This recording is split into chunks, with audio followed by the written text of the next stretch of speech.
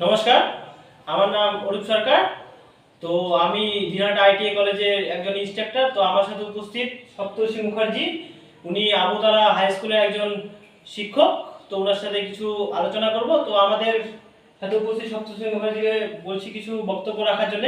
তো আমাদের সমাজ জীবনে শিক্ষকের ভূমিকা নিয়ে কিছু বলবেন স্যার।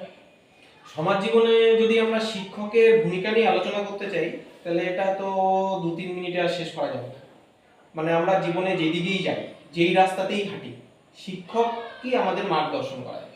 সেটা আমরা একদম প্রাইমারি স্কুল থেকে শুরু করি, যেটা আমরা একদম এবিসিডি সরয় শেখার থেকে শুরু করে যে আমরা হাই স্কুলে উঠি, তারপর যে আমাদের বিভিন্ন স্পোর্টস বা বিভিন্ন যে আমরা বিভিন্নখানে যে বিভিন্ন মেডেল বা বিভিন্ন সার্টিফিকেট পাই। আর এখনকার দিনে ভারত সরকার আরো বিভিন্ন রকম স্কিম চালু করেছে, বিভিন্ন রকম শর্ট টার্ম কোর্স, যেমন এনএসডিসি, তারপর স্কিল ইন্ডিয়া, স্কিল হাব, এই সমস্ত মানে এই দিক থেকেও শিক্ষকের ভূমিকা অত্যন্ত গুরুত্বপূর্ণ। আর সব থেকে বড় কথা, এখনকার দিনে যেভাবে ভোকেশনাল কোর্স বা আইটিআই রিলেটেড কোর্স, মানে যেগুলো আর কি চাকরিমুখী কোর্স, এই দিক থেকে দেখতে গেলে তো আমাদের শিক্ষকের ভূমিকা আরো বড় ভূমিকা। মানে আগেকার দিনে শিক্ষক বলতে আমরা শুধু বুঝতাম যে আমাদের পড়িয়ে আমাদের একটা ভালো মানুষ করবে, তারপর আমরা নিজেদের চাকরি নিজেরাই দেখব। কিন্তু এখনকার দিনে সেই সংজ্ঞাটা পরিবর্তন হয়ে গেছে।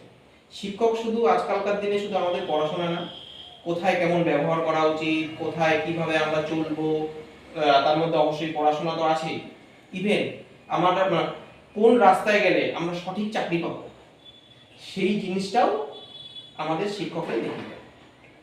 ঠিক আছে, তারপরে স্যার আপনার শিক্ষক হয়ে কেমন লাগছে একটু বলবেন। শিক্ষক হয়ে তো কি বলবো, এটার অভিজ্ঞতাটা একটু অন্যরকম অভিজ্ঞতা।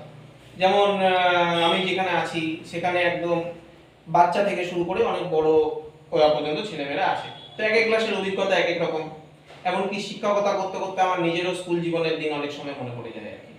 তো সেই সমস্ত যে সমস্ত আমার ছাত্রছাত্রীরা আছে, তাদের এটাই আমি মানে একদম ওদের ফলো করানোর চেষ্টা করি, যাতে ওরা ভালো মানুষ হয়, সমাজে ঠিকমতো ওরা প্রতিষ্ঠিত হয় এবং ভালো জায়গায় চাকরি পায়। ধন্যবাদ স্যার। এই বলে আমাদের ক্ষুদ্র আলোচনা সভা শেষ করছি। নমস্কার।